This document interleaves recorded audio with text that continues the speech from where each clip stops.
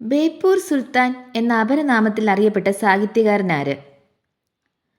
വൈക്കം മുഹമ്മദ് ബഷീർ. ബഷീറിൻ്റെ ഏത് കൃതിക്കാണ് പെണ്ണുങ്ങളുടെ ബുദ്ധി എന്നുകൂടി പേരുണ്ടായിരുന്നത്? പാത്തുമ്മയുടെ ആട്. ഏതാണ് ബഷീറിൻ്റെ ആദ്യ നോവൽ? രചിച്ച വർഷമേത്? ജീവിത നിഴൽപ്പാടുകൾ 1939. ബഷീർ രചിച്ച നാടകം ഏത്? കഥാബീജം. സാഹിത്യ ലോകത്ത് ഏറെ വിമർശനങ്ങൾ വന്ന ബഷീർ കൃതി ഏത്? ശബ്ദങ്ങൾ. ആകാശമിഠായി കഥാപാത്രമാവുന്ന ബഷീറിൻ്റെ നോവൽ ഏത്? പ്രേമലേഖനം. ബഷീറിൻ്റെ ഇതിഹാസ കൃതി ഏത്? ബാല്യകാലസഖി. ബഷീറിൻ്റെ എടിയെ എന്ന ഓർമ്മക്കുറിപ്പുകൾ സമാഹരിച്ചത് ആര്? ഫാബി ബഷീർ. ഒന്നും ഇമ്മിണി ബല്യ ഒന്ന് എന്ന പരാമർശം ഏത് പുസ്തകത്തിലുള്ളതാണ്?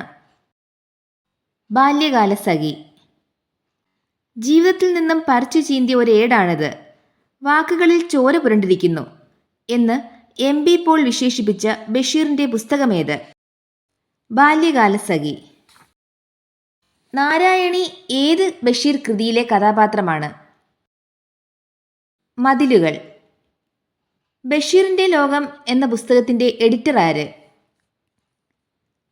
MM ബഷീർ. ബഷീറിൻ്റെ വിശ്വവിഖ്യാതമായ മൂക്ക് ഏത് സാഹിത്യ വിഭാഗത്തിലാണ് ഉൾപ്പെടുന്നത്? ചെറുകഥ. ചോദ്യോത്തര രൂപത്തിൽ പ്രസിദ്ധീകരിക്കപ്പെട്ട ബഷീറിൻ്റെ കൃതി ഏത്?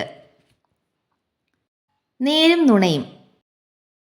വായിച്ചേ തീരൂ എന്ന് തീർത്തു പറയേണ്ട ഒരു സമാഹാരം എന്ന് CJ തോമസ് വിശേഷിപ്പിച്ച കൃതി ഏത്?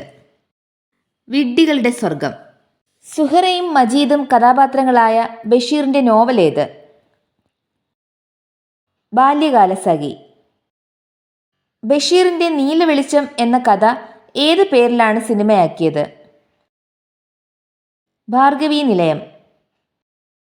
ജയിലിൽ വെച്ച് പരസ്പരം കാണാതെ പ്രണയിക്കുന്നവരുടെ വികാരങ്ങളെ രസകരമായ കഥയിലൂടെ പറയുന്ന ബഷീറിൻ്റെ രചന ഏത്?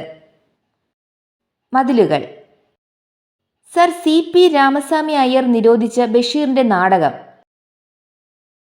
ഒരു പട്ടത്തിൻ്റെ പേക്കിനാവ്. ഒറ്റക്കണ്ണൻ പോക്കർ ഏത് ബഷീർ കഥയിലെ കഥാപാത്രമാണ്?